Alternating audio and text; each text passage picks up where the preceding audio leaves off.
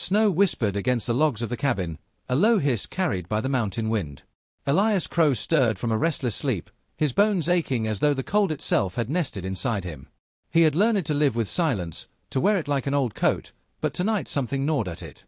A faint scraping overhead, too steady to be a branch, too deliberate to be the claw of an animal. He sat up, his hand instinctively reaching for the rifle propped against the wall. The sound came again.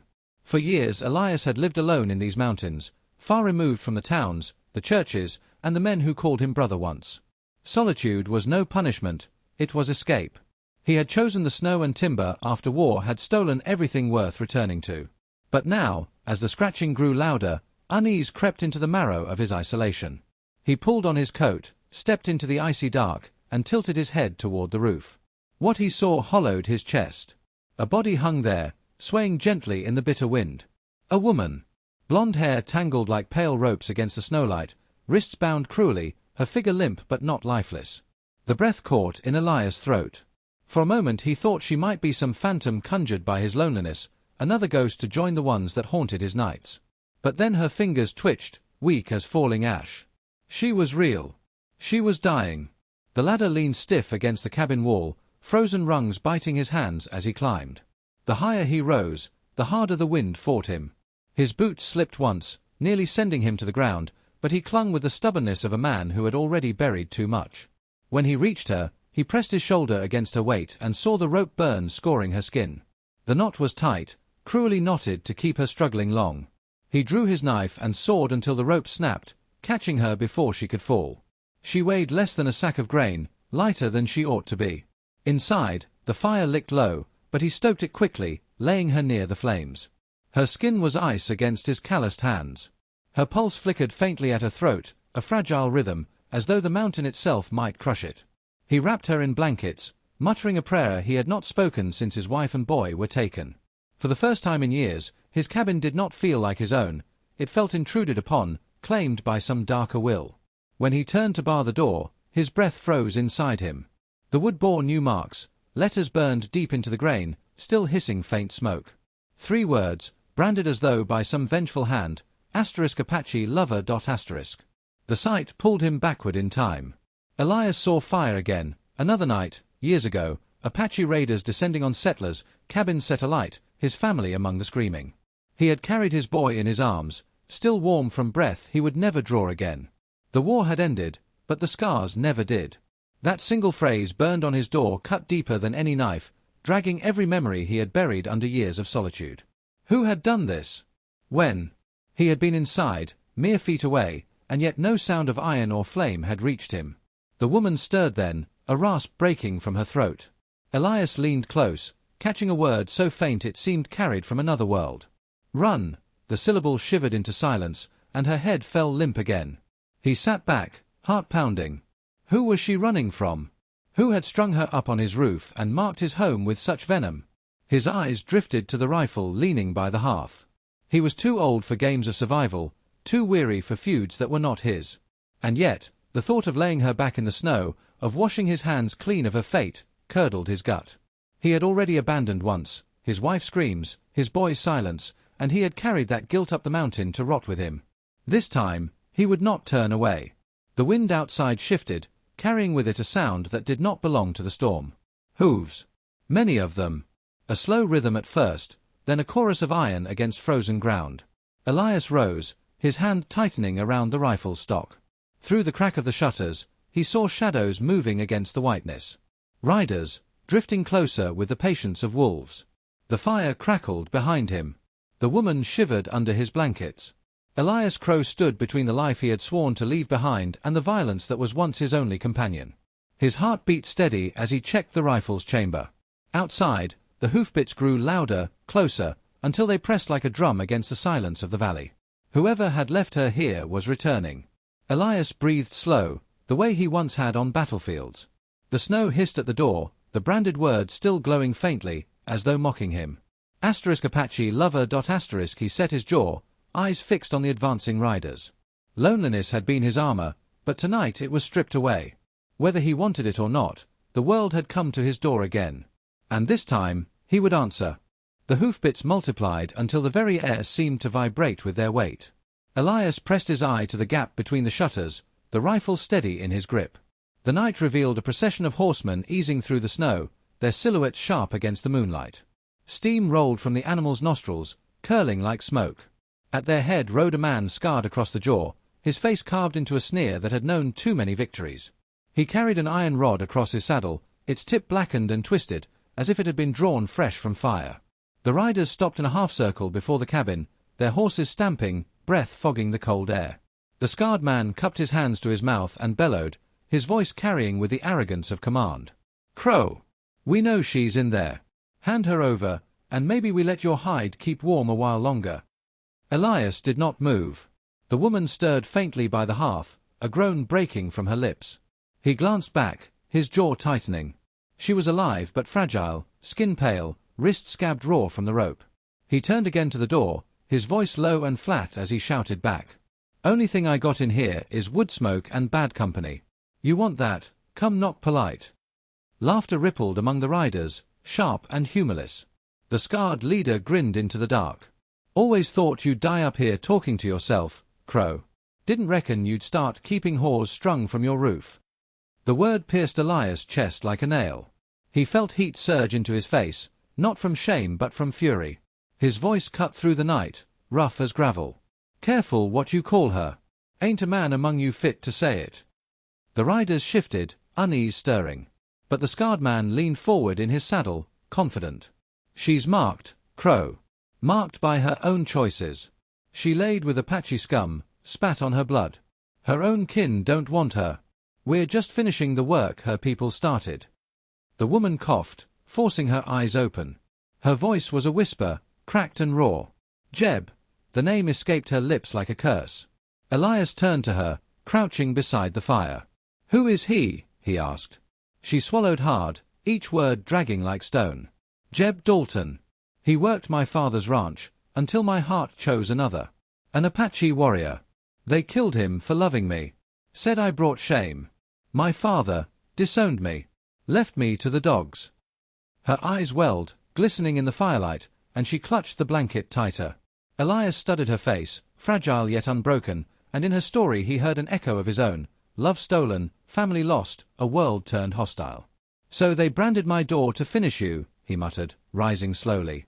The fire popped behind him as if agreeing. Outside, Jeb called again. "Crow. Last chance. Send her out, or we smoke you out." Elias opened the shutter just wide enough to fit the barrel of his rifle. He squeezed the trigger. The crack tore through the night, splinters leaping from the wagon wheel one rider used as cover. The men shouted, curses ringing. Horses reared, nostrils flaring. Elias ducked back, reloading with practiced hands. He called through the door, voice like iron. "Ain't handing her to the likes of you. Try burning me out, and you'll roast before I do."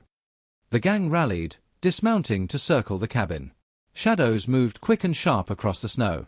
One man crept toward the side wall with a torch, flame licking orange against the white. Elias fired again, the torch falling into the drifts. The man screamed, clutching a shattered arm.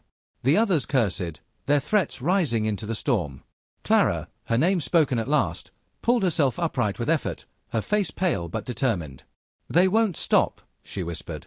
"You don't understand. Jeb doesn't lead them alone. He carries my father's word. My father ordered my death." Elias froze, her confession striking deeper than any bullet. He turned, eyes narrowing. "Your own blood." She nodded, trembling. "Honor, he calls it. His honor, his land, his name. He'll see me buried before admitting his daughter loved outside his kind."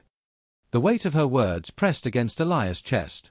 He had long despised the cruelty of men cloaking pride in righteousness, but to hear of a father casting his child to wolves curdled his blood. He crouched beside her, voice steady but low. "You're under my roof now. That makes you mine to protect." Her eyes searched his face, desperate to believe, and for a heartbeat he feared she would shatter beneath her grief. But she only nodded, her voice stronger. "Then you'll have to fight more than Jeb. My father has men.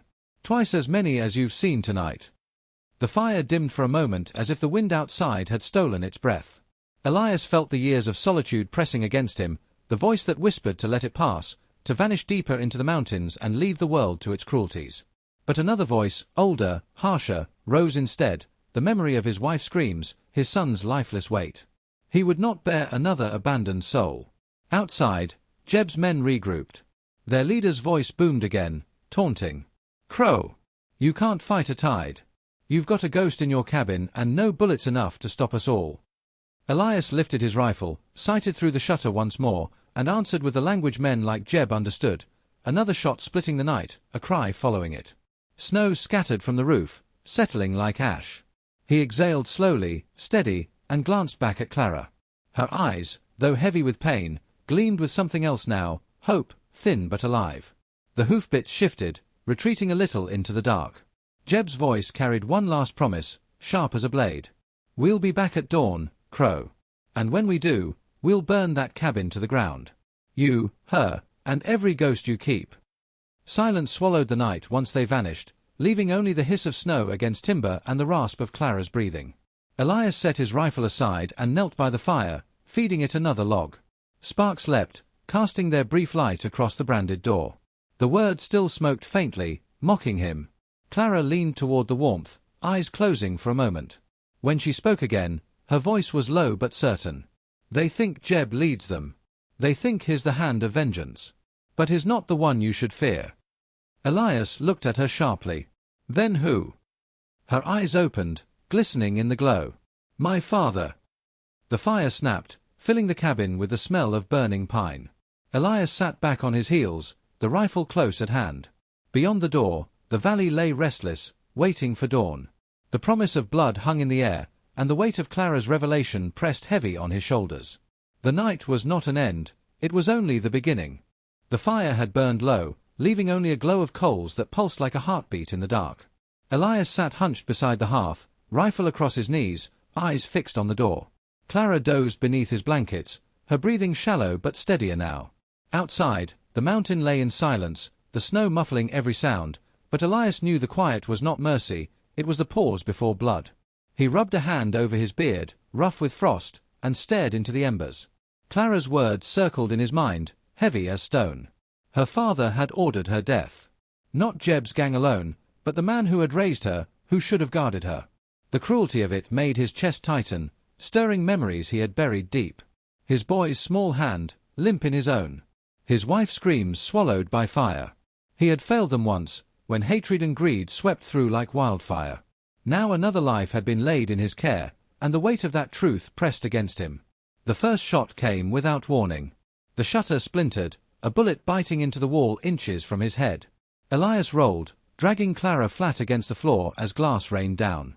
More shots followed, sharp cracks tearing through the cabin.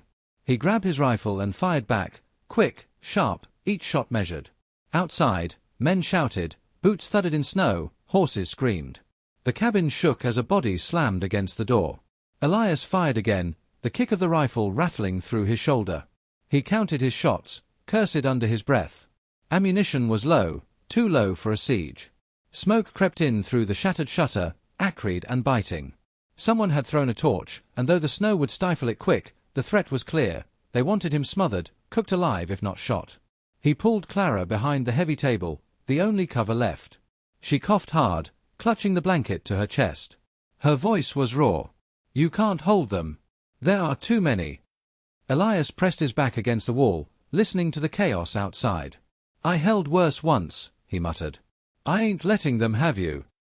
His words came out rougher than he meant, but she nodded, eyes fierce despite the tears streaking her face. The fight stretched on in bursts. Elias moved with practiced efficiency, every motion honed by years of muscle memory. He knew how to conserve powder, how to bait a man into stepping too far, how to let silence sit heavy before breaking it with one clean shot. Bodies dropped in the snow, their cries swallowed by the storm. Jeb's voice rang out, angry but strained now, barking orders to pull back. Then, as suddenly as it began, the gunfire ceased. Silence returned, broken only by the hiss of wind. Elias reloaded slowly, keeping his ear trained. He knew this trick, retreat to lure the prey into thinking it safe. But he did not chase. He sat in the glow of the dying fire, rifle steady, watching the door. Minutes crawled like hours. At last, Clara reached for his arm, her touch light. "You're hurt," she whispered. Elias glanced down. His sleeve was soaked, crimson spreading from a graze along his shoulder. He hadn't felt it in the storm of noise, but now the sting set in. He grunted, shaking his head. "It'll keep." She tore a strip from the blanket and pressed it against the wound, her hands trembling. "You saved me," she murmured, as though testing the words. He met her eyes, saw the grief still etched there but tempered now with something else, strength, maybe, or the faintest edge of defiance. For a moment, the cabin felt warmer, not from the fire but from the fragile bond forming in the shadows. Elias let himself breathe, shoulders sagging under the weight he carried. He had spent years hiding from the world, but tonight, with this woman's hand against his wound, he felt the first stirrings of purpose. Her voice drew him back. "You don't understand," she said softly. "Jeb isn't the end. My father, he has more men. Twice what you saw tonight. He'll come himself, to make sure I don't draw another breath." Her eyes shone in the flickering light, and the tremor in her words was not from fear alone but from the ache of betrayal. Elias looked past her to the branded door, the words burned deep into the wood. Apache Lover. He clenched his jaw. "Then his coming to finish the job," he said. His voice was steady, cold. "And I aim to be ready." Clara studied him, as though searching for doubt, but found none. For the first time since he had cut her down from the roof, she allowed herself to lean against him, exhaustion pulling her into uneasy sleep. Elias remained awake, the rifle across his lap, his eyes fixed on the door. Outside, the snow began again, drifting heavy across the valley. And beneath its silence, Elias heard it, the distant rhythm of hooves. Not a handful now, but a tide. They were massing, gathering for the storm to come. He breathed slow, the firelight catching the edge of his scarred face. The night had not broken him. The years of solitude had not ended him. But dawn would bring something else, something larger, and Elias Crow knew the fight was only beginning. Dawn bled slowly into the valley, a pale, grey light that stretched across the snow like ash. Elias stood at the window, rifle in hand, eyes fixed on the horizon. The storm had cleared in the night, leaving the mountains sharp and cruel against the sky. Below, scattered torchlight flickered, riders gathering, more than before, their numbers swelling into a dark wave. He counted what he could, but soon stopped, there were too many. Clara stirred behind him, rising unsteadily from the blankets. Her face was drawn, her voice low. "He's come. My father." Elias did not answer at once. He had known it the moment he saw the size of the force below. Only a man of wealth and power could summon so many to hunt his own blood. His grip tightened on the rifle. He had lived a long time with ghosts, but he had never faced one so brazen in flesh. He turned to Clara. "You still have a choice. Slip out through the trees, make for the ridge. You might outrun them." She shook her head, eyes hard. "If I run, he'll never stop. He'll burn every cabin, scour every trail until I'm ashes. He wants my death to be a lesson." Her gaze met his, steady. "If I die, it won't be in the snow like a rabbit chased from cover. I'll face him." Something in her words struck Elias with a weight he could not deny. She was broken, yes, but not beaten. The steel in her voice echoed his own decision, forged in grief long ago.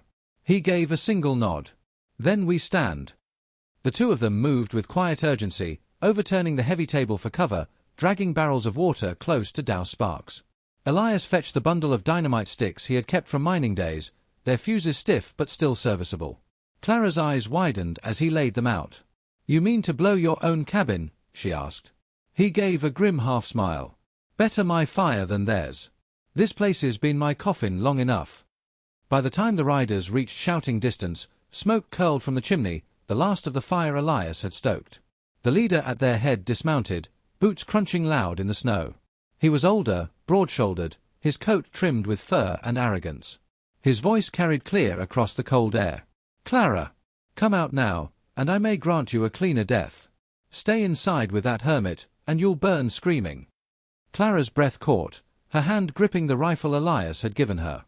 Her father's voice was thunder and judgment, but beneath her fear lay a sharp resolve. Elias watched her, saw the tremor in her shoulders, and placed a steady hand against her back. "His flesh and bone," he said quietly. "No more than the rest." The first volley came quick, bullets cracking into the logs, splinters flying. Elias fired back, precise and unhurried, each shot finding a mark. Clara followed, the recoil jolting her, but her aim true enough to force the riders down.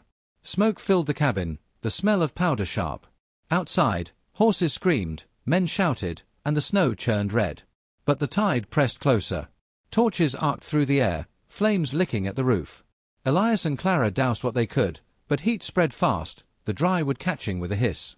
Fire crept along the beams, smoke thickening. Elias coughed, wiping soot from his eyes. He saw Clara still firing, jaw clenched, her hair tangled and face streaked, and he felt a surge of fierce pride. The door shuddered as men rammed against it, axes biting into the wood. Elias reached for the dynamite, his fingers steady though the cabin roared with fire. He jammed the sticks into cracks along the wall, tying fuses together with practiced hands. Clara caught his arm, eyes wide. "You'll kill yourself." "Maybe," he said. "But I'll kill them first." Another crash shook the cabin. The door splintered, daylight and smoke flooding in. Shapes surged through, guns flashing. Elias fired point blank, Clara beside him, the cabin a storm of violence and flame. The roof groaned overhead, timbers cracking. The end was rushing down on them. Elias struck the match. The fuses hissed, sparking toward their charge. He grabbed Clara's arm, hauling her toward the back window. "Move!" She stumbled after him, coughing hard, the roar of fire at their heels. He shoved her through first, then followed, tumbling into the snow as shouts rose behind them. They scrambled down the slope, snow deep around their legs. Behind, the cabin flared bright as the fuses met their fire. A thunderclap tore the valley, wood and flame exploding into the sky. The shockwave hurled men and horses sprawling. Smoke boiled upward, scattering embers into the dawn. The words branded on the cabin, *Apache Lover*, vanished in the blaze. Elias dragged Clara behind a fallen log, shielding her from flying debris. They lay there gasping, watching the inferno consume what had once been his refuge, now his weapon. Through the haze, he saw the riders broken, their charge shattered, the survivors stumbling in confusion. Her father's voice bellowed, furious, but thinner now, edged with fear. Clara pressed close against Elias, her body trembling. "You destroyed it all," she whispered. He looked at the fire, the ruin of the life he had hidden inside. "It was never living," he said. "It was waiting to die. Now it's done." For a long moment they watched the flames, the dawn brightening above them. The riders were retreating, dragging their wounded, their shouts fading into the distance. Victory tasted of smoke and ash, but it was victory still. Elias shifted, meeting Clara's gaze. In her eyes he saw more than gratitude. He saw the spark of survival, the will to endure despite the weight of betrayal. And in that spark he felt something stir inside himself, something he had thought buried forever. The wind shifted, carrying the scent of burning pine down the valley. Elias rose slowly, offering Clara his hand. She took it, steadying herself. The cabin was gone, his solitude reduced to ash, but in its place something new had been born. He spoke at last, his voice quiet but certain. "You're not alone anymore. Not while I breathe." Clara nodded, tears glinting, but her chin lifted with strength. Together they turned from the wreckage, their figures small against the endless white. Behind them, the mountain smoked, marking the end of one life and the beginning of another. And as they walked into the unbroken snow, the dawn finally broke full, spilling gold across the valley where shadows had ruled too long.